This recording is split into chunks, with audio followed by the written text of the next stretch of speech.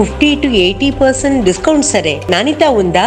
Don't worry. ఏ ఫ్యాక్టరీలో అయితే మిగతా బ్రాండ్స్ మందులు తయారు చేయబడతాయో అదే ఫ్యాక్టరీలో మెడ్ప్లస్ బ్రాండ్స్ మందులు కూడా తయారు చేస్తారు. Best quality, best price, always MedPlus. Maharashtra ఎన్నికలను ప్రధానంగా ముందు చూద్దాం. ఎందుకు ఇంత ఘోరంగా ఇండియా కూటమి పరాజయం పాలవడానికి కారణం ఏంటి? ఇండియా కూటమి ఘన విజయం సాధించడం వెనుక మర్మం ఏంటి? రెండు ప్రశ్నలకు ఒకటే ఆన్సరు. వీళ్ళు గెలవటానికైనా వాళ్ళు ఓడటానికైనా. మొదటిది ఏంటంటే లోక్సభ ఎలక్షన్స్లో భారీగా దెబ్బతిన్నది భారతీయ జనతా పార్టీ నాయకత్వంలో మహాయుతి. అంటే 48 సీట్లు మహారాష్ట్రలో ఉంటే 30 సీట్స్ మీకు మహావికాస్ కాదు ఇండియా కూటమి గెలిస్తే ఎన్డీఏ కేవలం 17 సీట్లు మాత్రమే గెలుచుకుంది. బీజేపీకి ఉన్న ప్రత్యేకత ఏంటంటే ఒక ఓటమి నుంచి చెదిరిపోరు, ఒక ఓటమితో బెదిరిపోరు. ఆ ఓటమికి కారణాలు ఏంటిని విశ్లేషించుకొని ఎక్కడెక్కడ గ్యాప్స్ ఉన్నాయి, ఏవి మనం ఎక్కడ దెబ్బతింటున్నాం అనేది చాలా పర్ఫెక్ట్గా అనలైజ్ చేసుకొని మిడ్ కోర్స్ కరెక్షన్ చేసుకుంటారు. ఈ పని చాలా సమర్థవంతంగా చేసింది బీజేపీ. ఉదాహరణకు ఆర్ఎస్ఎస్కు బీజేపీకి మధ్య క్షేత్రస్థాయిలో సమన్వయం లోపించింది. ఆ సమన్వయాన్ని తిరిగి సాధించుకున్నారు. సో ఇలా మొదటి పని చేసింది ఏంటంటే ఎక్కడ దెబ్బతిన్నాం. వాస్తవానికి లోక్సభ ఎలక్షన్స్లో చాలా తక్కువ సీట్లు మహాయుతికి వచ్చినా ఓటింగ్ మాత్రం తేడా 1% లోపే, 0.16%, ఇంకా కరెక్ట్గా చెప్పాలంటే. అందువల్ల ఓటింగ్ తేడా ఉన్న సీట్ల దగ్గర దెబ్బతిన్నారు. దాన్ని మైక్రో మేనేజ్మెంట్ ఎలా చేయాలి, ఎక్కడెక్కడ సోషల్ ఇంజనీరింగ్ చేయాలి, సో ఏడ గ్యాప్స్ ఉన్నాయి, ఇవన్నీ ఐడెంటిఫై చేసుకుంటూ వచ్చి ఒక్కొక్క దాన్ని ఫిలప్ చేశారు. ఇప్పుడు ఇంత భారీ విజయం అంటే అర్థం బీజేపీ చేసిన ప్రతి ఒక్క పని సక్సెస్ అయింది, ప్రతి ఒక్క వ్యూహం సక్సెస్ అయింది. లేకపోతే ఇంత భారీ రిజల్ట్ వచ్చే అవకాశమే లేదు. సో అందువల్ల మొదటిది ఇయర్స్ టు ద గ్రౌండ్, అంటే క్షేత్రస్థాయిలో ఎప్పటికప్పుడు ఫీడ్బ్యాక్ తెచ్చుకుంటూ కోర్స్ కరెక్షన్ చేయడం అనేది మొదటి రీజన్. రెండవ రీజన్ ఏంటంటే ఆ కోర్స్ కరెక్షన్లో అతి ముఖ్యమైనది ప్రభుత్వం పెద్ద ఎత్తున సంక్షేమ పథకాలు మొదలుపెట్టింది ఈ లోక్సభ ఎలక్షన్ల తర్వాత. మరీ ముఖ్యంగా మీకు సుమారు బడ్జెట్లో కేటాయించిన దానికన్నా 1,00,000 కోట్లు ఎక్కువ ఖర్చు పెట్టారు ఈ పీరియడ్లోనే. అంటే మీకు లోక్సభ ఎలక్షన్స్ నుంచి ఇప్పటికీ ఈ 6 నెలల పీరియడ్లో బడ్జెటెడ్ ఎక్స్పెండిచర్ కన్నా మోర్ దెన్ 1,00,000 crores ఖర్చు పెట్టారు. అంటే లిటరల్గా ప్రజలకు పెద్ద ఎత్తున డబ్బును అందించే పని చేశారు. మీకు ఉదాహరణకు మాజీ లడ్కీ బహన్ యోజన అని ఒక్క స్కీమ్ కింద ప్రతి మహిళకు 1,500 రూపాయలు ఇచ్చారు. ఇది 2,34,00,000 మహిళలకు ఇచ్చారు. మహారాష్ట్రలో ఉన్న సగం మంది మహిళలకు ఇచ్చారు. ప్రతి కాన్స్టిట్యున్సీలో 80,000 మంది మహిళలకు ఇచ్చారు. అది 2,100లకు పెంచుతామని కూడా ప్రామిస్ చేశారు. కాంగ్రెస్ పార్టీ ఏమో చాలా లేటుగా 4 రోజుల ముందు మేము దాన్ని 3,000 చేస్తామన్నారు. కానీ దానికి అప్పటికే క్రెడిబిలిటీ లేకుండా పోయింది. తెలంగాణలో ఇవ్వాలి అనే ప్రచారం కూడా అక్కడ జరిగింది. తెలంగాణలో ఇవ్వలేదని ప్రచారం జరిగింది, ఇవ్వడం లేదని ప్రచారం జరిగింది. అంటే కాంగ్రెస్ పార్టీ ఇస్తున్న గ్యారంటీ చాలా ఆలస్యంగా ఇచ్చారు, జనంలోకి పోలేదు. బీజేపీ ఆల్రెడీ ఇంప్లిమెంట్ చేస్తున్న పరిస్థితి మహాయుతి. సో ఇంప్లిమెంట్ అవుతున్న దాన్ని జనం నమ్మారు, ప్రామిస్ నమ్మలేదు. పైగా మీరు అన్నట్లు కర్ణాటక తెలంగాణలో ఇంప్లిమెంట్ చేయడం లేదని విమర్శించారు. ఇవన్నీ ఫ్యాక్టర్స్ మీకు వర్క్ వచ్చాయి. ఒక అంచనా ప్రకారం రోజుకు 105 జీవోలు ఇష్యూ చేశారట. యోగేంద్ర యాదవ్ డీకోడర్ అని ప్రణయ్ రాయ్ ఇచ్చిన ఇంటర్వ్యూలో చెప్పాడు. డైలీ 105 జీవోలు ఇష్యూ చేశారు, ఆదేశాలు ఇచ్చారట. అంత హెక్టిక్గా ఏక్నాథ్ షిండే నాయకత్వం ప్రభుత్వం చాలా భారీగా ఇంటర్వ్యూన్ అయింది. అది విజయానికి రెండవ ముఖ్యమైన కారణం. మూడవ ముఖ్యమైన కారణం ఏ సోషల్ ఫ్యాక్టర్స్ తమకు నష్టం కలిగిస్తున్నారో ఐడెంటిఫై చేశారు. మొదటి నుంచి కూడా మరాఠాల సమస్య బాగా దెబ్బతీసింది. మరాఠాల రిజర్వేషన్ల కొరకు పడ్డారు. మీకు రిజర్వేషన్ ఉద్యమం లోక్సభ ఎలక్షన్లో కూడా బాగా దెబ్బతీసింది.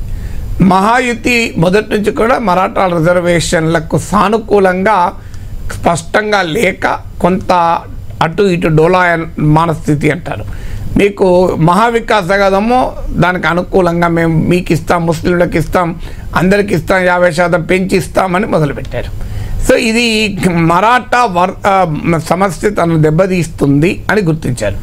టైం టెస్టెడ్ ఫార్ములా ఏదంటే మొదటి నుంచి కూడా బీజేపీ 90s మహారాష్ట్రలో పెరగడం మొదలైనప్పటి నుంచి దళిత్స్, ముస్లిమ్స్, మరాఠాస్ కాంగ్రెస్తోని, ఎన్సీపీతోని ఉన్నారు. సో అందువల్ల వీరు ఓబీసీలను ఆర్గనైజ్ చేయడం మొదలుపెట్టారు. మాధవ్ ఫార్ములా అంటారు, మాలి, దంగర్, వంజరి అని. సో మళ్ళీ ఆ ఫార్ములా తీసుకొచ్చారు. మరాఠాకు కౌంటర్ కన్సాలిడేషన్గా ఓబీసీ కన్సాలిడేషన్ ఇచ్చారు. ఎందుకంటే ఓబీసీలో అప్పటికే ఆందోళన ఉంది. మరాఠాలకు రిజర్వేషన్లు ఇస్తే మా రిజర్వేషన్లు దెబ్బతింటారు. మీకు ఆంధ్రప్రదేశ్లో కాపులకు రిజర్వేషన్లు ఉన్నప్పుడు ఓబీసీల నుంచి వ్యతిరేకత, జార్జ్ అలాంటి వాళ్ళు కూడా అప్పుడు చంద్రబాబు నాయుడు ప్రభుత్వం ఉండగా ఆయన టీడీపీలో ఉన్న వ్యతిరేకించారు. సో అందువల్ల మీకు మరాఠాలు 28% ఉంటే వీళ్ళు 38% ఉంటారు. సో ఒక భారీ ఓబీసీ కన్సాలిడేషన్ను కౌంటర్ కన్సాలిడేషన్గా మరాఠాలు, ఎలాగో మరాఠాలు ఓటు వేయరు, అందువల్ల ఓబీసీ ఇదే పని హర్యానాలో చేశారు. జాట్ ఓటు తమకు వ్యతిరేకంగా కన్సాలిడేట్ అవుతున్న గుర్తించి నాన్ జాట్ ఓబీసీ కన్సాలిడేషన్ చేశారు. సో ఇక్కడ కూడా పెద్ద ఎత్తున వివిధ ఓబీసీ కులాల్ని ఐక్యం చేశారు. మీకు నరేంద్ర మోడీ తాను ఓబీసీని పదే పదే చెప్పాడు.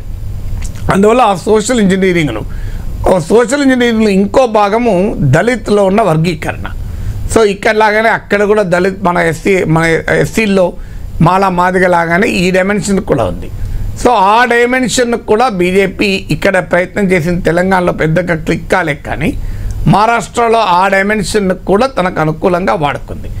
నాలుగోది ఎక్కడికి వచ్చింది ఏంటంటే, ఎప్పుడు కూడా మండల్ పాలిటిక్స్ ముందు వచ్చినప్పుడు ఇమీడియట్గా బీజేపీ తెచ్చేది హిందూ సమాజం ప్రమాదంలో పడింది. అంటే హిందూ ఇన్సెక్యూరిటీస్ను ముందుకు తీసుకొస్తారు. అంటే హిందువుల్లో అభద్రతా భావం, ముస్లింలు పెరిగిపోతున్నారు, అవకాశాలు ముస్లింలకే అని. లోక్సభ ఎలక్షన్స్ అప్పుడు కూడా మీకు మోడీ మంగళసూత్ర, ఇలా మందిర్, మజీద్, మొఘల్ ఇలా చాలా మాట్లాడారు.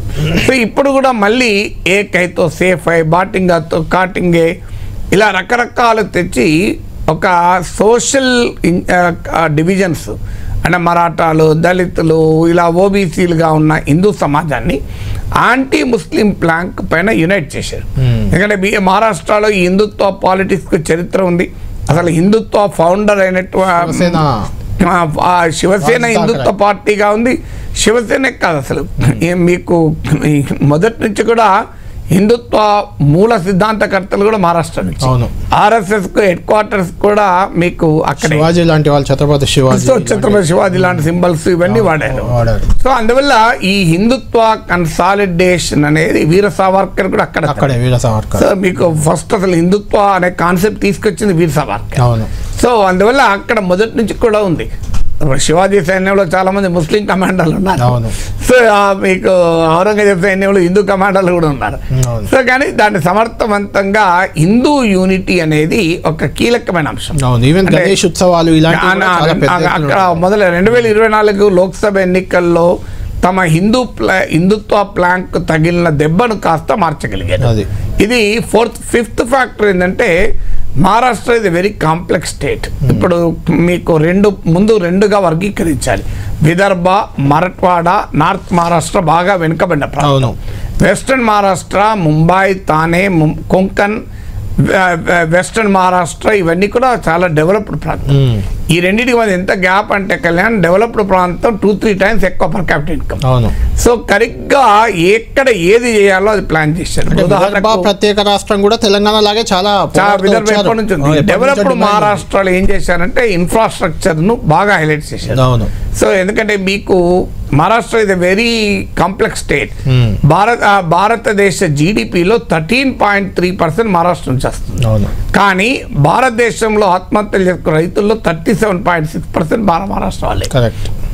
అంటే ఒకవైపేమో ఒక సంపన్న రాష్ట్రం, మరోవైపేమో మీకు ఒక భయంకరమైన క్రైసిస్ ఉంది. సో దీన్ని సమర్థవంతంగా అడ్రస్ చేసి, అంటే ఈ డెవలప్డ్ మహారాష్ట్ర హాఫ్ సీట్స్ ఉంటాయి, under developed Maharashtra half seats ఉంటాయి.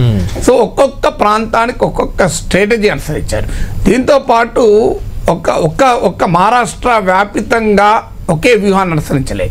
ఆఖరికి ఎంతటి స్థాయిలో సమర్థవంతంగా వాడారంటే, ఇండిపెండెంట్లను ఒకే పేరున్నప్పుడు ఆర్ఆర్ పాటిల్ అని ఒక నాయకుడు అంటే నాగేశ్వర్ గారు అదే రిలేటెడ్ అంటే కాంగ్రెస్ ఉదయం నుంచి కూడా డిబేట్లలో చాలా మంది కాంగ్రెస్ నేతలు మహారాష్ట్రలో ప్రచారం చేసి వచ్చిన తెలంగాణ కాంగ్రెస్ నేతలు కూడా మనతో మాట్లాడారు. ఇదే చెప్పారు వాళ్ళు, ఇండిపెండెంట్లని ఎక్కడైతే వాళ్ళ సీట్ల పంపిణీ అంటే ఇండియా కూటమి సీట్ల పంపిణీలో కొంత బెడిసి కొట్టినప్పుడు అక్కడ వాళ్ళ పార్టీ నుంచి తీసుకున్న వాళ్ళని ఇండిపెండెంట్గా బదిలో దింపడం, లేదంటే బీఎస్పీ 200కు పైగా స్థానాల్లో బీఎస్పీ బహుజన్ సమాజ్ పార్టీ పోటీ చేసింది. అక్కడ ఎంఐఎం 10-15 స్థానాల్లో ఎంఐఎం కూడా గట్టి పోటీ ఇచ్చింది. దీనివల్ల కూడా ఇండియా కూటమికి దెబ్బ తగిలింది అనేది వాళ్ళ ఆరోపణ. ఇది ఒకటే కాకుండా ఒకే పేరున్న వాళ్ళని పెట్టారు. అది కూడా ఆర్ఆర్ పార్టీలకు వ్యతిరేకంగా ఆర్ఆర్ పార్టీ పేరుండడమే కాదు, అవును ఆర్ఆర్ పార్టీ లాగానే అద్దాలు పెట్టుకొని ఆర్ఆర్ పార్టీ లాగానే హెయిర్ స్టైల్ ఉన్న వాళ్ళు 4 దించారు. ఇక్కడ కూడా కారు గుర్తుని పోలిన గుర్తులు పెట్టుడు. అంటే ఎందుకంటే దీనికి కూడా ఒక రీజన్. 2024 లోక్సభ ఎలక్షన్ తీసుకుంటే మీకు 105 సెగ్మెంట్స్లో మీకు థర్డ్ ప్లేస్లో ఉన్న వారికి విన్నర్కి వచ్చిన మార్జిన్ కన్నా ఎక్కువ ఓట్లు. మీకు 76 సీట్స్లో 5,000 లోపే డిఫరెన్స్.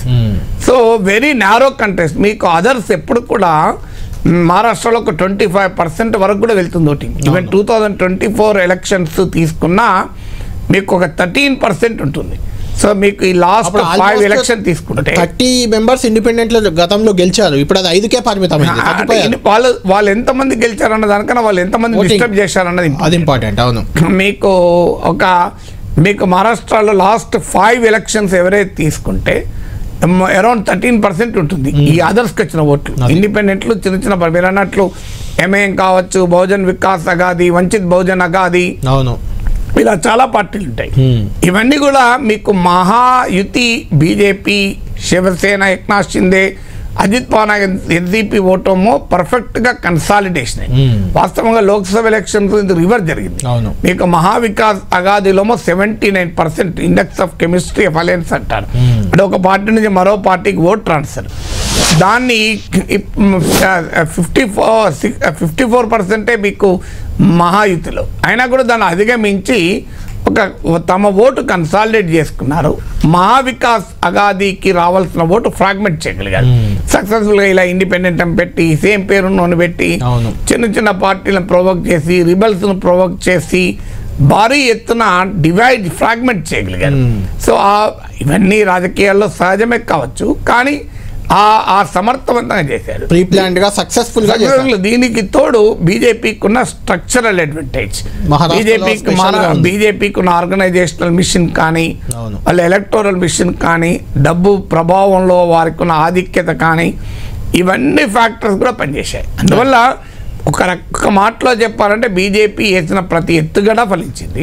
మహావికాస్ అగాది ఎత్తుగడలో ఫెయిల్ అయ్యాయి. వీళ్ళు ఒక యూనిఫైడ్ ఫోర్స్ లేదు. ఇప్పుడు అక్కడ ఆ కూటమిలోమో బీజేపీ ఇది మేజర్ ప్లేయర్. సో మీకు ఇక్కడ మేజర్ ప్లేయర్ ఎవరో తెలియదు, ముఖ్యమంత్రి ఎవరో తెలియదు, ముగ్గురు సమానమే. మీకు ఈ పరస్పర విరుద్ధమైన కాంబినేషన్లు. ఇప్పుడు శివసేన చరిత్ర అంతా తీస్తే కాంగ్రెస్ ఎన్సీపీకి వ్యతిరేకంగా కూడా బీజేపీతో పోటీ చేసి ఎన్నికల ఫలితాల తర్వాత కాంగ్రెస్ వైపు వెళ్ళింది. 2019లో మీరు అన్నట్లు కలిసే పోటీ చేశారు. 288 సీట్లు 105 బీజేపీకి వచ్చాయి, 56 శివసేనకి వచ్చాయి. దాదాపు అదే ఓటింగ్ ఇప్పుడు వచ్చింది, ఇప్పుడు ఏక్నాథ్ షిందేకి వచ్చింది. సో అందువల్ల ఇలా ఒక్కొక్క మైక్రో మేనేజ్మెంట్ చాలా సమర్థవంతంగా చేసింది. సో అందువల్ల ఇదేదో ఈవీఎంల వల్లనే గెలిచింది, అదాని గెలిపించాడు, ఇవన్నీ కొన్ని రాగాలు, అర్థం లేని కొన్ని రాగాలు. So there was a very big effort. బీజేపీకి ఉన్న స్ట్రక్చరల్ అడ్వాంటేజ్ ఇంతకుముందు చెప్పినట్లు క్యాడర్ కావచ్చు, ఆర్గనైజేషన్ మిషన్ కావచ్చు, నాయకత్వం వెరీ వెరీ అడాప్టబుల్గా ఉండడం, ఎప్పటికప్పుడు ఫీడ్బ్యాక్ తీసుకోవడం, దానికి తగ్గట్టు సవరణలు చేయడం, ఇలా every strategy of BJP success.